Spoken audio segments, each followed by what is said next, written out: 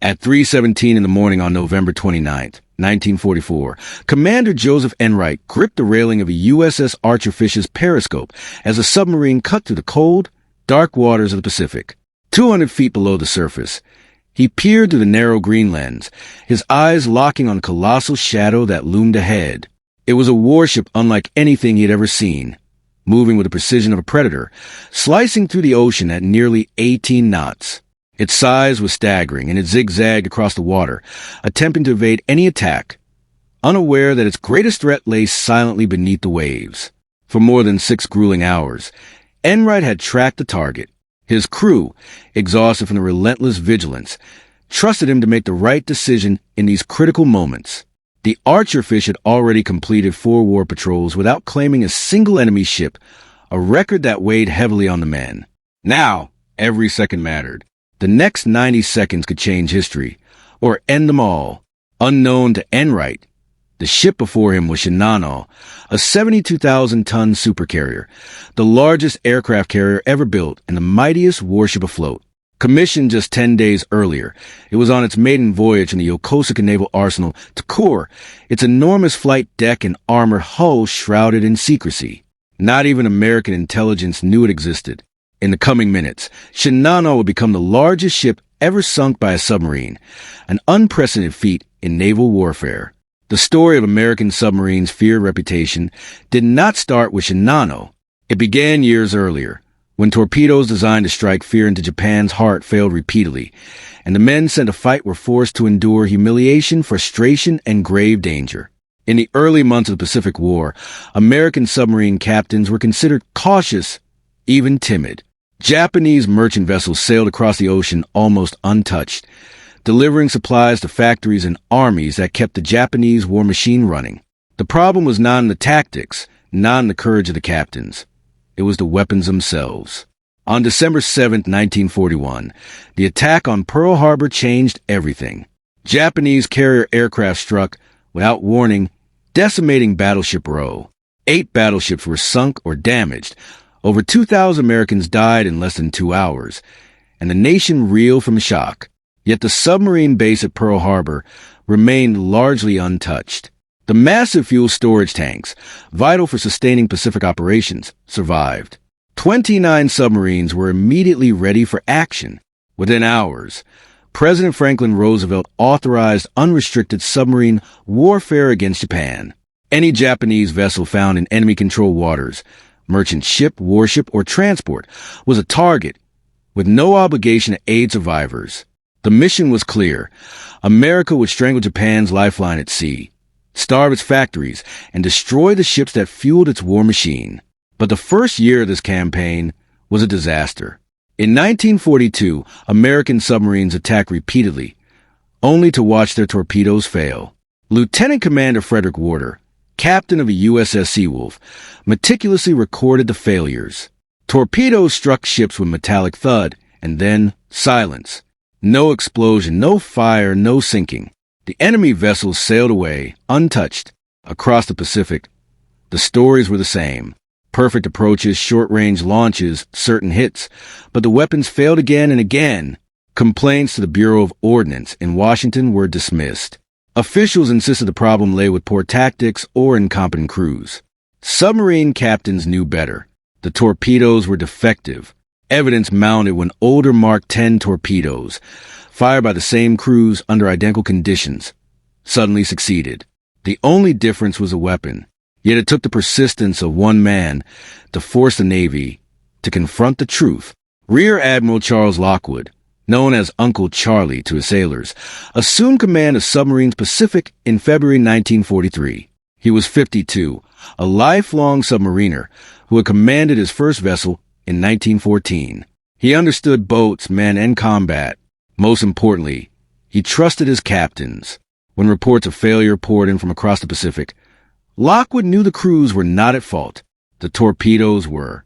The Mark XIV torpedo, introduced in 1938, was a complex and deadly weapon on paper.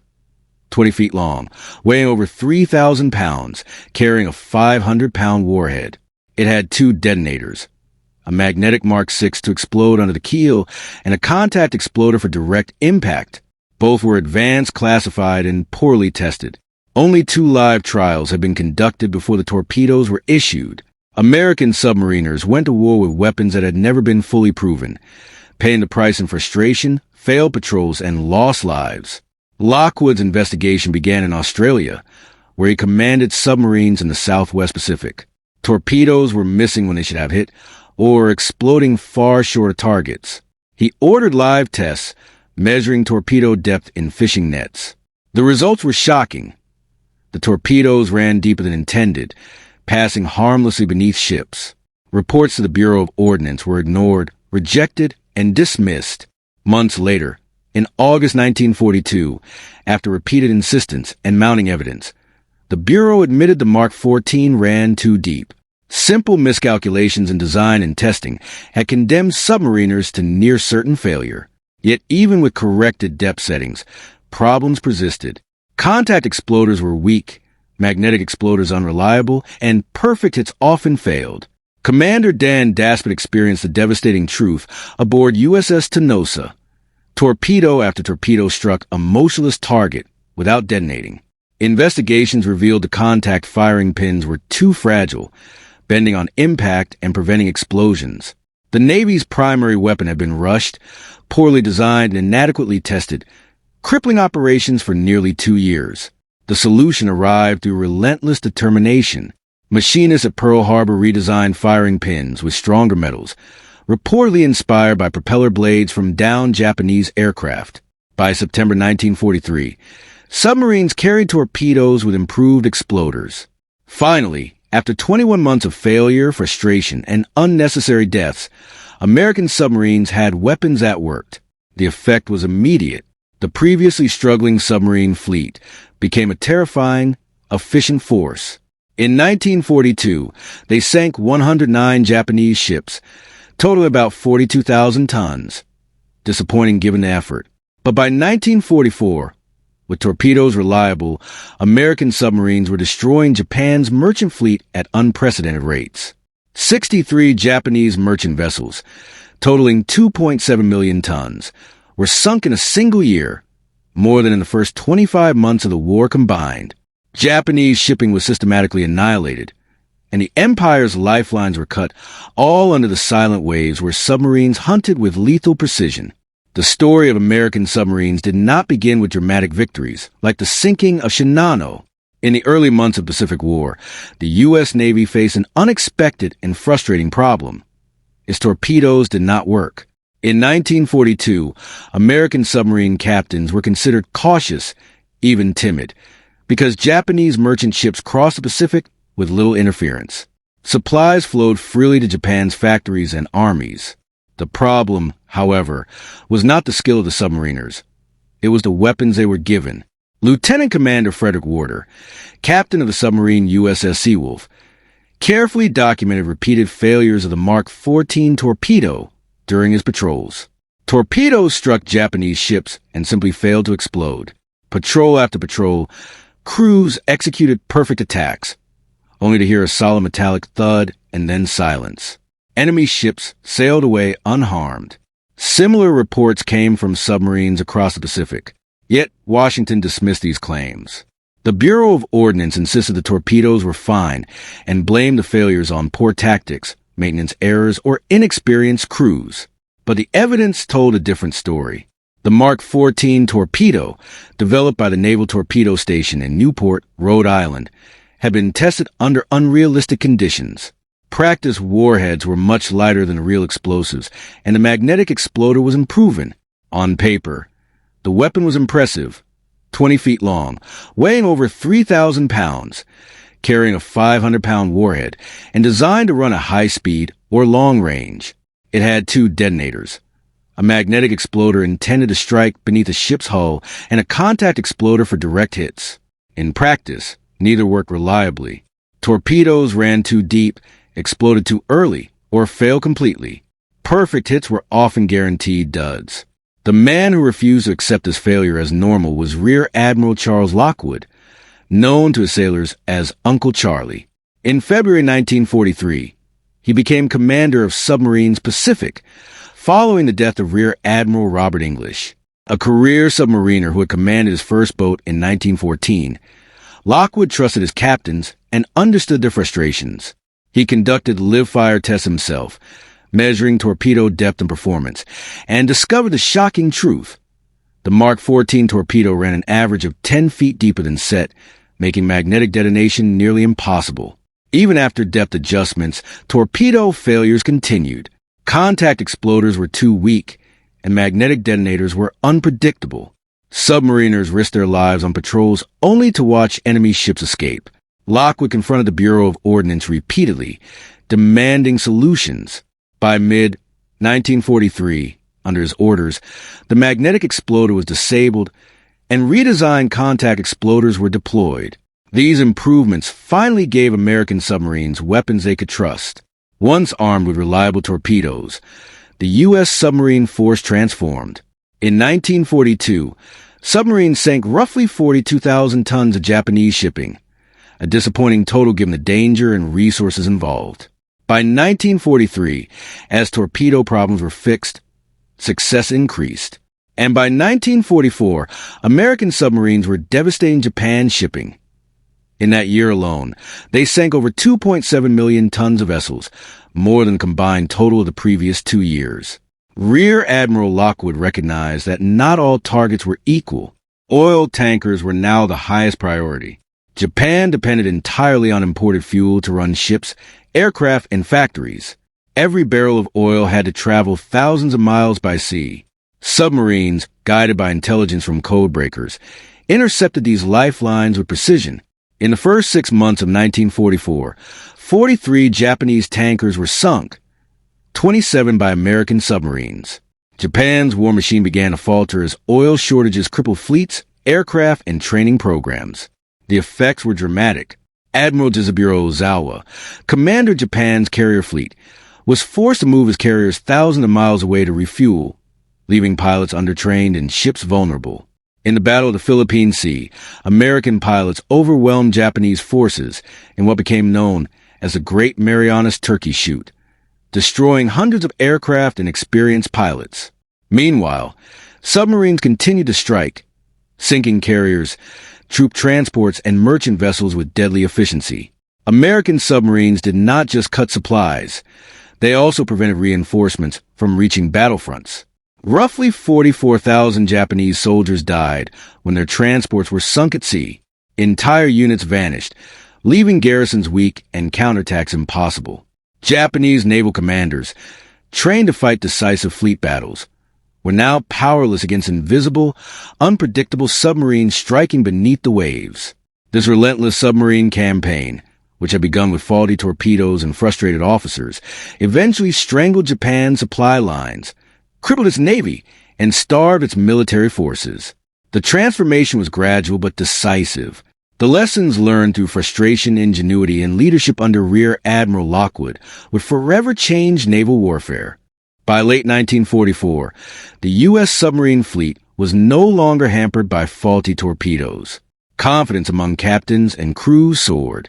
Each patrol was now a calculated mission, supported by intelligence, reconnaissance, and lessons learned from past failures. Yet nothing prepared the men of the USS Archerfish for what lay ahead in November 1944. The target was unlike anything they had ever faced. Shinano, the largest aircraft carrier in the world. At over 65,000 tons, the ship dwarfed every vessel the U.S. submarines had encountered.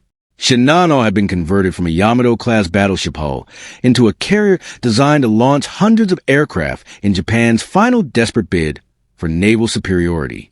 Despite its size, the massive vessel was vulnerable. Intelligence indicated that Shinano was incomplete, lightly armored, and on its maiden voyage from Yokosuka to Kure. Lieutenant Commander Joseph Enright, captain of Archerfish, received orders to intercept Shinano in the early hours of November 28, 1944. The crew prepared meticulously. Every torpedo tube was checked, and every crew member knew their role. The submarine moved silently through the dark waters of the Bungo Strait, aware that even a single miscalculation could alert enemy destroyers patrolling the area. At 5 o'clock, Lookout spotted Shinano. The massive carrier loomed like a floating city, escorted by destroyers that patrolled in tight formation. Archerfish's sonar operator tracked the carrier's speed and heading. Enright made the crucial decision. A daring attack from the stern quarter, a risky angle, but the only chance for a successful strike without being immediately counterattacked. Enright fired 6 torpedoes. Moments later, explosions rocked Shinano. The first torpedoes hit the hull below the waterline, causing massive flooding. Japanese sailors scrambled in panic, many unable to comprehend the audacity of a submarine sinking the world's largest carrier on its maiden voyage. Archerfish evaded depth charges as the carrier staggered, taking more hits. Within minutes, Shinano began to list heavily. Archerfish shadowed the stricken carrier, firing additional torpedoes until the ship's fate was sealed. By the afternoon, Shinano had capsized and sunk, taking thousands of men with it. The operation was a triumph not just of skill, but the evolution of American submarine warfare. A vessel previously considered invincible had been destroyed by the careful planning, courage, and precision of a single submarine crew. The sinking of Shinano sent shockwaves through Japan.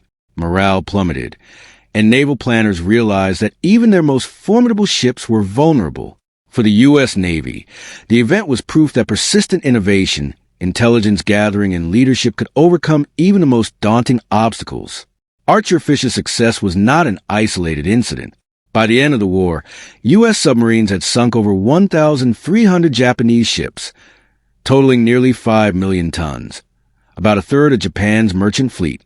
These victories, though often overshadowed by dramatic carrier battles, were crucial in cutting supplies, crippling the Japanese economy, and ensuring Allied dominance in the Pacific.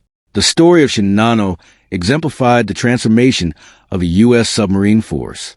From torpedo failures and bureaucratic dismissals to unprecedented victories, the journey was defined by perseverance, leadership, and the courage to confront impossible odds. In the silent depths of the Pacific, submariners had rewritten naval history. As 1945 dawned, the cumulative effect of relentless submarine operations became undeniable.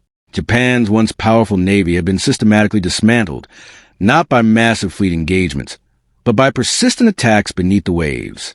Submarines patrolled shipping lanes, choke points, and approaches to Japanese ports, cutting supply lines and isolating the empire from the resources it desperately needed to survive. Fuel shortages became critical. By early 1945, Japanese oil reserves were nearly depleted. Ships could no longer sail, aircraft could not take off. An entire military campaign stalled before they even began. The logistical lifelines that had sustained the Japanese war machine, tanker convoys carrying oil, troop transports ferrying reinforcements, were being obliterated at sea. American submarines targeted these vessels with lethal precision, guided by code-breaking intelligence that revealed their movements. The impact on Japanese military operations was catastrophic. Carrier air groups were grounded due to lack of aviation fuel, and pilots, many inexperienced, had insufficient flight time to be effective. When they did take to the skies, they faced superior American aircraft, including the F-6F Hellcat, and suffered devastating losses. At the Battle of the Philippine Sea in June 1944, the combination of American submarines and air superiority led to the so-called Great Marianas Turkey Shoot, where hundreds of Japanese aircraft and experienced pilots were destroyed. This decimated Japan's ability to defend its islands and project power across the Pacific. Submarine attacks did not spare troop transports either. Thousands of Japanese soldiers, along with their weapons and supplies, were sunk before reaching the battlefield. Entire units vanished beneath the waves, leaving garrisons undermanned and operations under-resourced. Historians estimate that American submarines killed more than 97,000 Japanese soldiers at sea. The psychological effect on Japanese commanders was profound. Every convoy and tanker voyage carried the risk of catastrophic loss, making coordinated defense or counterattacks nearly impossible. American submarines were small, agile, and nearly invisible. They could strike anywhere along Japan's extensive maritime supply routes, even inside the Sea of Japan, where Japanese planners assumed safety. Attempt to counter the threat. Escort vessels, convoys, air patrols, improved sonar and radar proved insufficient. Japan simply lacked the industrial capacity to produce enough anti-submarine ships and equipment to keep pace with the U.S. submarine offensive. The toll on the Japanese economy and military was devastating. Critical resources never reached their intended destinations. Fuel shortages crippled naval and air operations. Troop reinforcements were delayed or destroyed, and logistical support for remote garrisons collapsed.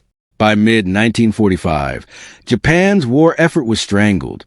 Submarines had achieved what surface fleets and air raids alone could not. They cut the empire off from its lifelines, starving its military and industrial operations while keeping the pressure constant. Meanwhile, the human cost of the American submarine force was high. Operating in confined steel boats, crews faced danger from enemy depth charges, aircraft, and the ever-present threat of catastrophic equipment failure. 52 U.S. submarines were lost in combat, along with more than 3,500 men, a casualty rate unmatched in any other branch of the military. Yet the strategic payoff was enormous. For each submarine lost, dozens of enemy vessels were sunk, including critical carriers, battleships, tankers, and troop transports. The math was undeniable. The underwater war had decisively weakened Japan's ability to wage conventional battles and support its forces across the Pacific. The story of these campaigns also highlighted the importance of leadership and innovation. Vice Admiral Charles Lockwood, who had fought tirelessly to fix defective torpedoes, had transformed the submarine force into a precision weapon. He trusted his captains, supported tactical daring, and ensured that the lessons of early failures were applied across the fleet. His foresight and determination allowed submarines to operate with maximum efficiency, turning what had once been an unreliable tool into the single most destructive force against Japan's maritime infrastructure. The sinking of carriers like Shinano, alongside countless other warships and transports, proved the effectiveness of persistent submarine pressure. Japanese admirals, trained for decisive fleet battles, were unprepared for an enemy that struck silently and relentlessly beneath the waves. The lessons were clear. Even the largest, most heavily armed ships were vulnerable to determined submarine attacks, and strategic control of the sea could be achieved not through showy engagements, but through patient, calculated, and well-executed underwater warfare. The success of the U.S. submarine campaign set the stage for the final months of the war. By mid-1945, Japan's naval and air forces were immobilized, its economy paralyzed, and its supply chain severed. The empire that had once projected power across the Pacific was confined to its islands, unable to defend its homeland or project force. The silent service, operating in the darkness beneath the waves, had achieved what no conventional surface fleet could: the near-total strangulation of Japan's capacity to continue the war. By the summer of 1945, the consequences of the relentless submarine campaign were painfully evident. Japan, once a formidable naval power, was effectively cut off from the outside world. Fuel supplies had dwindled to near zero. Essential raw materials like steel, rubber, and food were trapped behind the American naval blockade, and the military machine that had terrorized the Pacific for years was immobilized. Entire garrisons went without reinforcements or resupply, making even small-scale defense increasingly impossible. In this environment, Japan's options were severely limited, and its leaders were forced to confront a sobering reality. Their empire was crumbling from the inside out. The effectiveness of American submarines was not solely a matter of tonnage sunk, though the numbers were staggering. During the war, U.S. submarines sank more than 1,300 Japanese merchant ships, totaling over 5 million tons, as well as nearly 200 warships. This attrition directly undermined Japan's ability to sustain its military campaigns in Southeast Asia, the Philippines, and the Pacific Islands. By mid-1945, the once powerful Japanese fleet had been reduced to a few scattered vessels, unable to challenge the Allies' advance or protect critical supply routes. Unlike traditional battles, fought with massive fleets facing off against each other, the submarine campaign proved that a small, well-trained force could impose strategic paralysis on an entire empire. The human toll of these campaigns was profound, on both sides. Thousands of Japanese sailors and soldiers perished at sea, lost along with the ships they were attempting to deliver. Civilians suffered as well, as the breakdown of supply chains led to shortages of food, medicine, and fuel. For the U.S. submariners, the dangers were constant, operating in confined, metal hulls deep beneath the surface, often in hostile waters patrolled by aircraft, destroyers, and mines. They lived with the constant knowledge that a single mistake could be fatal. Yet the morale and dedication of these crews were remarkable. They endured months-long patrols, harsh living conditions, and the psychological strain of silent, invisible combat, driven by the knowledge that their efforts were systematically dismantling the Japanese war machine. The strategic consequences of the submarine campaign became especially evident during the battles leading to the final surrender of Japan. With the Navy immobilized, Japanese forces could no longer move reinforcements or supplies between islands. The defense of outlying positions became symbolic rather than practical. Soldiers were trapped, weapon stockpiles ran low, and starvation became a real threat. American forces advancing across the Pacific met pockets of resistance, but the battles were one-sided in terms of resources and sustainability. The Japanese military, despite its discipline and willingness to fight to the death, could not overcome the logistical vacuum created by months of submarine strikes. Submarines also played a psychological role in the collapse of Japan's will to continue the war. The knowledge that no ship, however heavily armed, could safely traverse Japanese waters created an atmosphere of vulnerability and fear. Japanese commanders learned to expect destruction at sea, making strategic planning nearly impossible. Merchant sailors and military personnel alike understood that every voyage carried the risk of total loss. This pervasive anxiety, coupled with the tangible destruction of resources, eroded confidence in the leadership and highlighted the futility of continuing conventional resistance. At the same time, the U.S. submarine campaign helped reshape modern naval strategy. The effectiveness of small, agile forces operating independently against larger powers demonstrated the potential of asymmetric warfare. Submarines did not rely on surface combat, overwhelming numbers, or sheer firepower to achieve strategic success. Instead, they leveraged stealth, intelligence, and relentless pressure. This lesson would inform post-war naval doctrine, emphasizing the importance of submarine forces not just in combat, but in controlling vital sea lanes, supply routes, and maritime choke points. One of the most dramatic illustrations of submarine impact was the sinking of Shinano, the Japanese aircraft carrier completed in late 1944. Originally designed as the largest aircraft carrier in the world, Shinano was still technically incomplete when it set sail from Yokosuka on her maiden voyage. U.S. submarines intercepted her off the coast of Japan, and in a matter of hours, this massive symbol of Japanese naval power vanished beneath the waves. The event was both a tactical and symbolic victory. It demonstrated that size and armor alone could not guarantee survival in the face of skilled, determined submarine crews armed with effective torpedoes.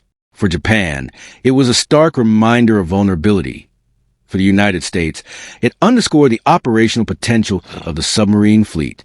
The coordination between intelligence and operational planning further magnified the impact of the submarine campaign.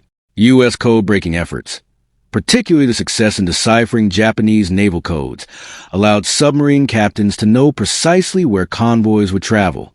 This combination of stealth, speed, and foreknowledge turned each submarine patrol into a surgical strike. By the end of the war, intelligence-driven submarine warfare had destroyed not only ships but entire operational strategies, demonstrating a level of precision and strategic effect unmatched in earlier conflicts. In addition to tactical victories, the campaign had lasting geopolitical implications. Japan's post-war recovery was shaped by the total collapse of its military-industrial complex, heavily influenced by the submarine blockade. Ports were destroyed or unusable, the merchant fleet decimated, and vital infrastructure lost. Rebuilding required a complete reevaluation of Japan's industrial priorities, emphasizing civilian over military production. The long-term economic consequences of the submarine campaign rippled throughout the post-war decades, influencing the country's approach to trade, security, and military strategy. The story of American submariners also highlights the resilience and courage of individuals. Men like Dudley Mushmorton of USS Wahoo and Richard O'Kane of USS Tang became legendary for daring attacks against overwhelming odds. Their actions were characterized not by reckless bravado, but by careful planning, precision, and understanding of both their vessel's capabilities and enemy vulnerabilities. The legacy of these crews is not just in the tonnage sunk, but in the model they set for submarine warfare. Disciplined, calculated, and strategically decisive. By the time Japan surrendered in August 1945, the effects of the submarine campaign were unmistakable. The empire's naval and logistical networks were destroyed, its economy crippled, and its ability to wage war irreparably weakened. While atomic bombs and conventional air raids played a role in hastening the end of the conflict, it was a quiet, persistent work of submarines, striking silently across vast expanses of ocean, that ensured Japan could no longer sustain its war effort. The silent service had achieved a level of strategic impact disproportionate to its size, demonstrating that control of the sea often matters more than dominance in battle.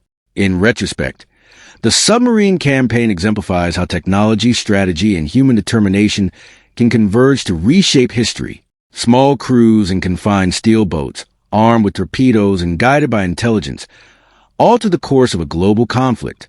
They forced a powerful empire to the brink of collapse, underscoring the reality that warfare is not always about spectacle or massive engagements. Often, it is the patient, unseen efforts that determine outcomes.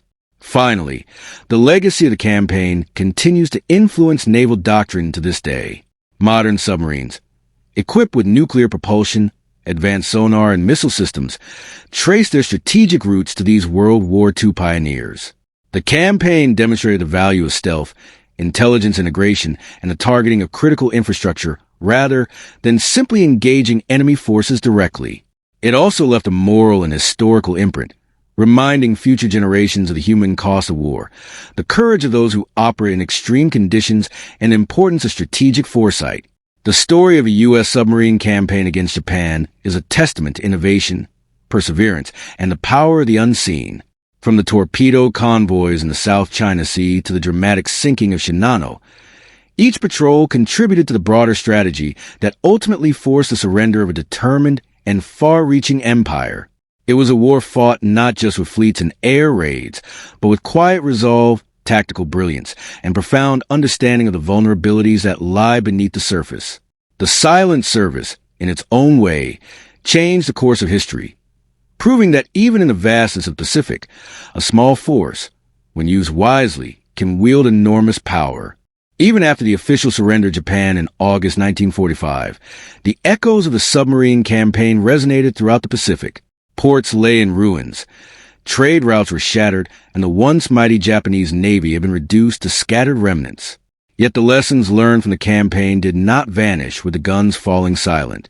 American naval officers and strategists meticulously analyzed each patrol report, each successful interception, and each intelligence breakthrough to understand how a relatively small but highly effective force had managed to cripple an entire maritime network. The campaign became a textbook case study in asymmetric warfare, demonstrating the value of intelligence, technology, and operational daring over sheer numbers. One of the most remarkable aspects of the campaign was the sheer audacity of submarine crews.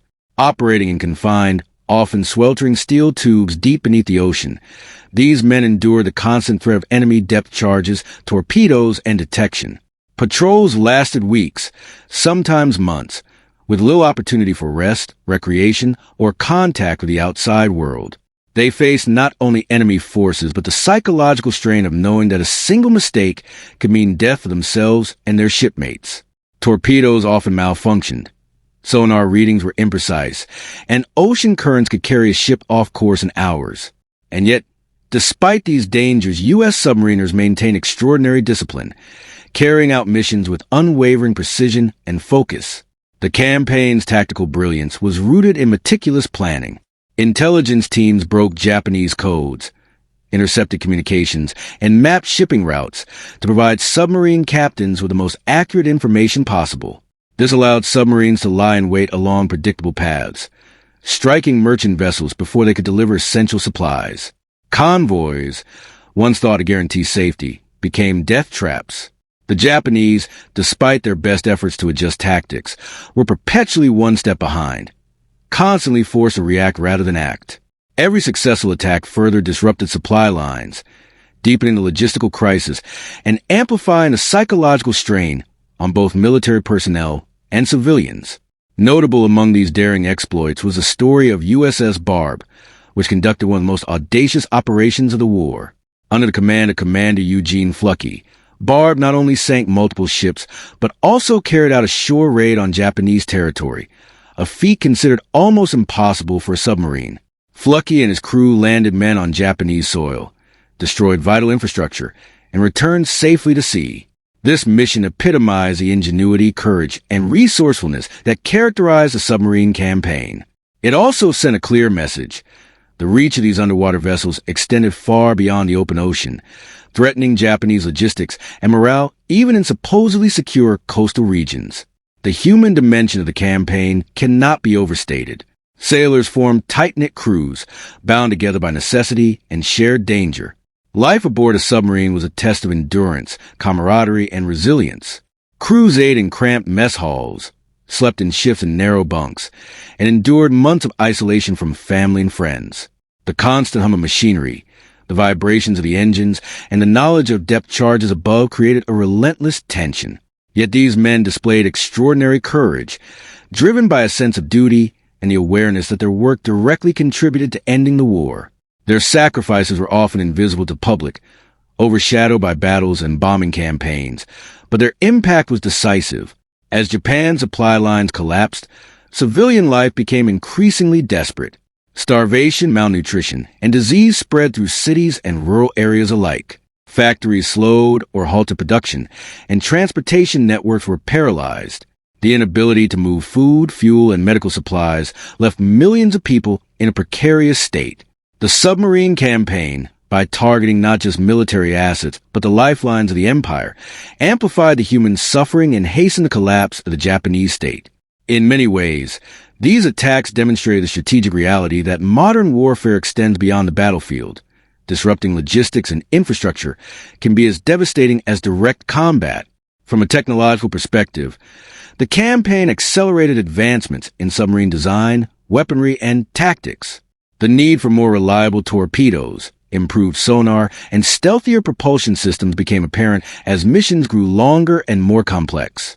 Innovations such as improved periscopes, radar detection, and acoustic torpedo guidance systems were developed in response to operational challenges. These technological leaps not only enhanced effectiveness during World War II, but also laid the groundwork for post-war naval strategy, influencing submarine construction and deployment for decades. The broader strategic consequences were equally significant. By crippling Japan's merchant fleet, U.S. submarines effectively controlled the Pacific, allowing Allied forces to conduct amphibious landings, establish forward bases, and plan offensives with minimal interference. The campaign also demonstrated the effectiveness of indirect approaches to warfare, rather than engaging the Japanese fleet in a traditional naval battle. Submarines targeted the economic and logistical underpinnings of the empire. This strategy reshaped military thinking and underscored the importance of controlling critical infrastructure, not just defeating enemy forces directly. Moreover, the psychological dimension of submarine warfare cannot be ignored. Japanese commanders and sailors faced constant uncertainty. Every voyage risked interception and destruction, and every port was potentially compromised. The knowledge that even the most carefully planned operations could be sabotaged by an unseen enemy created pervasive anxiety. Merchant mariners, often unarmed and ill-prepared for combat, were particularly vulnerable. The fear instilled by this silent, invisible threat contributed to errors in judgment, slowed operations, and heightened the sense of impending doom throughout the empire. By late 1945, the cumulative effect of these operations was undeniable. The Japanese economy was shattered, its military crippled, and the civilian population enduring hardship on an unprecedented scale. Even after the war ended, the legacy of the campaign influenced Japan's reconstruction and military policy. Recognizing the vulnerability of maritime supply chains, post-war planners prioritized economic resilience, port infrastructure, and international trade. The experience underscored the strategic value of maritime control and the power of relatively small, technologically advanced forces to shape global outcomes. In retrospect, the U.S. submarine campaign represents one of the most effective applications of precision strategy in modern military history. It was not merely the sinking of ships that mattered, but the systematic, sustained effort to disrupt logistics, demoralize the enemy, and shape the course of a global conflict. The success of the campaign was a testament to careful planning, courageous execution, and the integration of intelligence with operational capability. It demonstrated that victory is often achieved not through sheer force alone, but through the thoughtful application of specialized capabilities against critical vulnerabilities. The stories of individual submariners, from the officers planning daring raids to the crewmen executing complex maneuvers under extreme conditions, offer enduring lessons in leadership, perseverance, and ingenuity. Their legacy is preserved in the continued emphasis on submarine forces in modern navies, the evolution of stealth technology, and the strategic doctrine that values flexibility, intelligence, and decisive action. Finally, the human and historical significance of the campaign is inseparable from the broader narrative of World War II. It exemplifies the interconnectedness of strategy, technology, and human courage. While the atomic bombings and conventional military operations often dominate the popular memory of the war's conclusion, the silent service beneath the waves played an equally critical role in bringing Japan to surrender. The submarines, their crews, and their meticulously executed missions ensured that the Japanese Empire, no matter how vast or determined, could not endure against a strategically agile, technologically advanced, and resolutely committed opponent. The echoes of these underwater battles continue to inform naval strategy, military planning, and historical understanding. They remind us that even the most formidable powers have vulnerabilities, that intelligence and technology can shift the balance of conflict, and that courage in the face of danger can achieve results that resonate far beyond the immediate moment. The submarine campaign against Japan was more than a military operation. It was a strategic masterclass, a testament to human